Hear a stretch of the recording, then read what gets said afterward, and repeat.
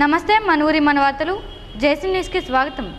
పట్నానికి చెందిన న్యాయవాది గ్రీన్లాండ్ స్వచ్ఛంద సేవా సంస్థ అధ్యక్షులు Sheikh Heera Hakeem state best citizen award వైజాగ్లో అందుకున్నారు. పచ్చదనం, పర్యావరణం తదితర సేవా కార్యక్రమాలలో హీరా హకీం చేసిన సేవలకు గాను ఈ అవార్డు వచ్చిందని హీరా హకీం తెలిపారు. ఆయన ఈ అవార్డు అందుకోవడం పట్ల పట్నంలోని పలు న్యాయవాదులు, స్వచ్ఛంద సేవా సంస్థ ప్రతినిధులు అభినందించారు. జంగారెడ్డిగూడెం పట్టణంలో జ్వరాలు విజృంభిస్తున్నాయి. సీజనల్ వ్యాధులతో ప్రజలు ప్రభుత్వ ఆసుపత్రిలో చేరుతున్నారు. సాధారణ జ్వరాల నుండి టైఫాయిడ్, మలేరియా జ్వరాలతో ప్రజలు అవస్థలు ఎదుర్కొంటున్నారు. నగర పంచాయతీ పరిధిలో అధికారులు ప్రజలకు జ్వరాలు రాకుండా చర్యలేమీ తీసుకుంటున్నట్లు ఏమీ కనిపించడం లేదు. నగర పంచాయతీ పరిధిలో అధికారులు ప్రజలకు జ్వరాలు రాకుండా చర్యలేమీ తీసుకుంటున్నట్లు ఏమీ కనిపించడం లేదు. ఇదిలా ఉంటే పట్టణంలో పందులు, కుక్కలు నిర్మూలనకు నగర పంచాయతీ అధికారులు ఏమాత్రం చర్యలు తీసుకోవడం లేదని బహిరంగ విమర్శలు వినిపిస్తున్నాయి. ఖాళీ స్థలాల్లో ఉన్న బురద, మురికి గుంటల్లో పందులు యథావిధిగా సంచరిస్తున్నాయి. రోడ్లపై తిరుగుతూ ప్రజలకు తీవ్ర ఇబ్బందులు కలిగిస్తున్నాయి. గ్రామ పంచాయతీగా ఉన్నప్పటి నుండి పట్టణంలో ఈ బెడద ఉన్న అధికారులు నిర్మూలించలేకపోతున్నారు.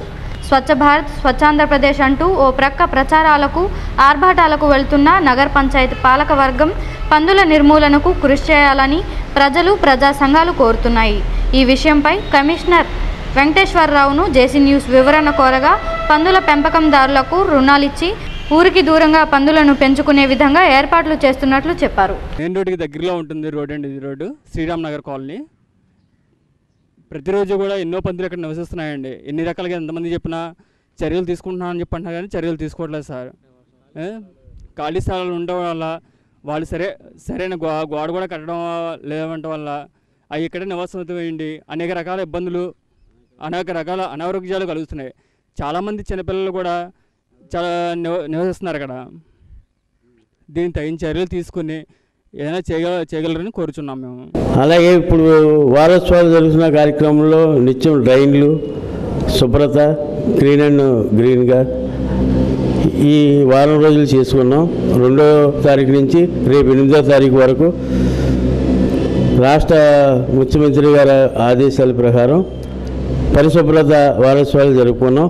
అలాగే పరిశుభ్రత వారోత్సవాలు రోజువారీగా జంగారెడ్డిగూడెం నగర పంచాయతీలో జరుగునని, అలాగే కుక్కల మీదను పందుల మీద, పందులు పెంపకందారులకి నేను వచ్చిన వారం రోజుల తర్వాత వాళ్ళని పిలిపించి ఆర్డీఓ గారు, ఎంఆర్ఓ గారు, కమిషనర్గా నేను ముగ్గురు వాళ్ళకి పందుల పెంపకందారులకి లోన్లు ఇచ్చి ఊరవతల స్థలాలు ఇచ్చి వాళ్ళకి శుభ్రమైన వాతావరణమైన పరిసరాల్లో షెడ్యూల్ నిర్మించి అక్కడ మీరు పెంపకం చేసుకోండి అని వాళ్ళని నేను పిలిచి అడిగినా వాళ్ళు ఇప్పటి వరకు రాలేదు. దాని నిర్మూలన కోసం మేము చేపట్టిన కార్యక్రమం భాగంగా దాన్ని అరికట్టుటకు చర్యలు త్వరలో తీసుకోవడం జరుగును అని పందుల పెంపకందారుల్ని హెచ్చరించడం అయినది. వాళ్ళని హెచ్చరించి పందులు లేకుండా ఈ జంగారెడ్డిగూడెం పట్టణాన్ని పందుల పెంపకందారులు పందులు లేకుండా చేస్తానని నేను వాళ్ళకి సవాల్గా విసురుస్తున్నా. రెండోది, కుక్కల్ని జీవరక్ష సమితి రాజమండ్రి వారు ఆచార్య గారు ఒక 5 డాక్టర్లను తీసుకొచ్చి మన టౌన్లో బర్త్ కంట్రోల్ ఆపరేషన్ చేసి తద్వారా కుక్కలని వాళ్ళ హానికరం లేకుండా ఆ ఆపరేషన్ చేయించి ఆ కుక్కల్ని ఒక మరుగులో షెడ్లో వాటిని ఉండేలాగా ఏర్పాటు చేసి వీధుల్లో కుక్కల సంసారం లేకుండా చేయటకు ఒకటి చర్య తీసుకుంటున్నా. అది రేపు వారంలో స్టార్ట్ అవుద్ది. సోమవారం వస్తారు డాక్టర్స్. మరియు ఈ ట్యాక్సెస్ రివిజన్ జరుగుతుంది కాబట్టి టౌన్లో ఇప్పటి వరకు నగర పంచాయతీలో ఉన్న మేజర్ పంచాయతీని నగర పంచాయతీ గవర్నమెంటు స్పెషల్ గ్రేడ్ నగర పంచాయతీగా చేసింది. దీనికి అక్టోబర్ 1వ తారీఖు నుంచి సంవత్సరానికి కట్టే ఆదాయాన్ని 2 దఫాలుగా 6 నెలలకోసారి కట్టుకునే పద్ధతిని ఇంటింటికి సర్వే జరుగుతుంది. దానికి మెజర్మెంట్లు తీసుకుంటాం. మున్సిపల్ మన సిబ్బంది, రెవెన్యూ సిబ్బంది 6 టీంల కింద వచ్చి కొలతలు తీసుకోవడం జరుగుతుంది. వాళ్ళు అడిగిన రేషన్ కార్డు, ఆధార్ కార్డు, ఇంటికి దస్తావేజులు, నకళ్ళు, జిరాక్స్ కాపీలు ఇచ్చి వాళ్ళకి తొందరగా ఇలాగ వీలు కల్పించాలని ప్రజలను కోరుచు, అలాగే నెక్స్ట్ పెన్షన్దారులకి మన జంగారెడ్డిగూడెంలో ఈ నెల నుంచి బ్యాంక్ అకౌంట్లో వాళ్ళకి పెన్షన్స్ పడేలాగా ఏర్పాటు చేయడం జరిగింది. 10వ తారీఖు నుంచి ప్రతి పెన్షన్దారుడు ఆఫీస్కి వచ్చి అతని అకౌంట్ నెంబరు ఆఫీస్కి మా సిబ్బందికి సబ్మిట్ చేయవలసిందిగా కోరుచు, ప్రతి పెన్షన్దారుడికి బ్యాంకులో అకౌంట్ పెన్షన్ పడి వాళ్ళు వార్డుల్లోకి వచ్చి ఆఫీస్కి తిరగకోకుండా నేరుగా వాళ్ళ అకౌంట్లో పడింది కాబట్టి 10వ తారీఖు నుంచి వాళ్ళు ఆఫీస్కి వచ్చి అకౌంటు, పాస్బుక్లు, జిరాక్స్ కాపీలు ఆఫీస్కి మా సిబ్బందికి అందజేయవలసిందిగా కోరుచు, ఈ అవకాశాలను వినియోగించుకొని ప్రజలందరూ పెన్షన్దారులు వీలు కల్పిస్తూ గవర్నమెంట్ ఇచ్చిన ఈ నిర్ణయాన్ని ప్రజలకు తెలియజేస్తున్నాం. అలాగే ఐఎల్సిఎస్ ప్రోగ్రాం టౌన్లో జరుగుతున్న రిటర్న్స్ 15,000 రూపాయలు గవర్నమెంట్ మీ అకౌంట్లో, మీ లబ్ధిదారులు ఎవరైతే కట్టుకుంటారో వాళ్ళకి అకౌంట్లో ఈ ఐఎల్సిఎస్ అనే ఒక స్కీమ్ ద్వారా ఇంటింటికి కమ్యూనిటీ రిటర్న్స్ కట్టుకునే వీలు సదుపాయం కల్పించింది కాబట్టి దాన్ని మీరు అవకాశాన్ని వినియోగించుకోవాలని, ఎవరికి అయితే ఇప్పుడు మేము కట్టిన సర్వేలో 10,064 మరుగుదొడ్లకి 675 వరకు మీకు కట్టించడం జరిగింది. వాళ్ళకి అకౌంట్లో బ్యాంకులో అమౌంట్ పడింది. అలాగే ఇంకా మిగిలిన లబ్ధిదారులు బెనిఫిషరీస్ ఎవరున్నారో వాళ్ళు కూడా వినియోగించుకోవాలని ఈ జంగారెడ్డిగూడెం ప్రజలకి నేను విజ్ఞప్తి చేస్తూ, స్పార్క్ స్వచ్ఛంద సేవా సంస్థ ఆధ్వర్యంలో పేరంపేట గ్రామంలోని 21 రోజుల పాటు మహిళలకు బ్యాగుల తయారీపై శిక్షణ ఇచ్చారు. శిక్షణ పొందిన మహిళలకు గురువారం ఎంపీటీసీ ధనకుమార్, సర్పంచ్ దుర్గాదేవి చేతుల మీదుగా సర్టిఫికెట్లు పంపిణీ చేశారు. ఈ కార్యక్రమంలో స్పార్క్ కార్యదర్శి S Srinath, inspector K Phanikumari, డ్వాక్రా గ్రూపు లీడర్లు, సిబ్బంది పాల్గొన్నారు. జంగారెడ్డిగూడెం మండలం పుట్లగట్లగూడెం గ్రామంలో ఇటీవల ఆత్మహత్యకు పాల్పడిన రైతు పారేపల్లె మంగరాజు కుటుంబాన్ని రాష్ట్ర మంత్రి పీతల సుజాత పరామర్శించారు. ఈ సందర్భంగా ముఖ్యమంత్రి చంద్రబాబు నాయుడు ఆదేశాల మేరకు కుటుంబానికి 3.5 లక్షల రూపాయల చెక్కును మంత్రి పీతల సుజాత చేతుల మీదుగా మృతుడి భార్యకు అందజేశారు.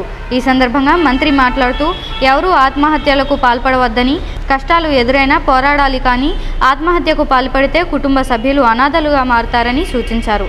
రైతులకు ప్రభుత్వం అన్ని విధాలుగా సహాయం అందిస్తుందన్నారు.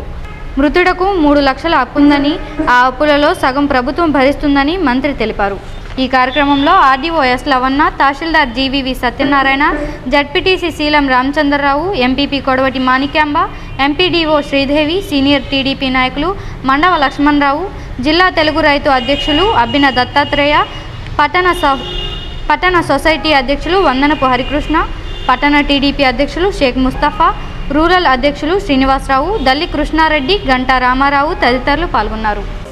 పుట్లగట్లగూడెంలో మంగరాజు కదా, పారేపల్లి మంగరాజు దురదృష్టవశాత్తు మరి ఆత్మహత్య చేసుకుని చనిపోవడం జరిగింది. ఆయనకున్నటువంటి అప్పుల బాధను తీర్చలేననే భయంతో ఆయన చనిపోవటం జరిగింది. మరి ఆయన కుటుంబానికి మా ప్రగాఢ సానుభూతిని ప్రభుత్వం ద్వారా తెలియజేస్తున్నాం. అయితే దయచేసి ఎవ్వరూ కూడా ఆత్మహత్యలు చేసుకోవద్దండి. కష్టాలు ఉన్నాయని మనం భయపడితే జీవితంలో మనం అన్నిటికీ భయపడి బతకాల్సి వస్తుంది. దయచేసి కష్టాలను ఎదిరించి మనం పోరాడాలి, తప్పకుండా విజయం వస్తుంది. ఎవరు కూడా అధైర్యపడి భయంతో చనిపోకండి. దేవుడు కష్టాలు ఇచ్చిన తర్వాత వెంటనే మనకి ఆ కష్టాలను తీర్చి సుఖం కూడా ఇస్తాడు. అంటే ఆ కష్టాల్లో తీరే మార్గాన్ని కూడా దేవుడు ఇస్తాడు. పుట్టించిన వాడు దేవుడు. డెఫినెట్గా మనకి ఏదైతే కష్టం ఉందో దాన్ని ఆదుకునేలాగా కొంచెం లేట్ అయినా కూడా మనకి మంచి రోజులు వస్తాయి. కాబట్టి దయచేసి అందరూ గమనించండి. అందరికీ కూడా నేను ఇక్కడి నుంచి విజ్ఞప్తి చేస్తున్నాను, దయచేసి ఎవ్వరూ కూడా తొందరపడి ఆత్మహత్యలు చేసుకోవద్దండి. అది పెద్దవాళ్ళు కానివ్వండి, పిల్లలు కానివ్వండి, యువత కానివ్వండి, ఎవరైనా సరే, రైతులు కానివ్వండి, ఎవ్వరూ కూడా దయచేసి ఆత్మహత్యలు చేసుకోవద్దు. దీనివల్ల మీరు చనిపోదాము అని మీ బాధతో చేసుకుంటున్నారు, కానీ దానివల్ల మీ కుటుంబం చాలా బాధలు పడతారు. పిల్లలు, తల్లులు, భార్య అందరూ కూడా ఎంతో మనోవేదనకు గురవుతారు. వాళ్ళ కష్టాలు ఎవరు చూస్తారు?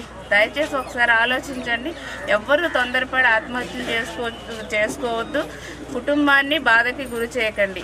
అదేవిధంగా అన్ని విధాలా కూడా ప్రభుత్వ పథకాలు పేదవాళ్ళని ఆదుకోవటానికి ఎన్నో గౌరవశ్రీ చంద్రబాబు నాయుడు గారు ప్రవేశపెట్టారు. కాబట్టి ప్రతి పథకము కూడా మీ అందరి యొక్క క్షేమం కోసం, సంక్షేమం కోసమే అమలు చేస్తున్నాం. కాబట్టి దయచేసి అందరూ కూడా సంతోషంగా ఉండాలనే ఉద్దేశంతో చేస్తున్నాం. కాబట్టి ఎవరూ తొందరపడి ఆత్మహత్యలు చేసుకోవద్దండి. అదేవిధంగా ఇప్పుడు మంగరాజు కుటుంబానికి 3,50,000 రూపాయల చెక్ని గౌరవ సీఎం గారు శాంక్షన్ చేయటం జరిగింది. అదేవిధంగా వాళ్ళకి 3 లక్షల అప్పు ఉందని చెప్పారు. 1,50,000 రూపాయలు గవర్నమెంట్ మేమే అతని అప్పు కూడా సగం కడతాం. మిగతా సగం అప్పు కూడా అతను కట్టవసరం లేకుండా మాఫీ చేయటం జరుగుతుంది. ఈ వార్తలు ఇంతటితో సమాప్తం. నమస్కారం.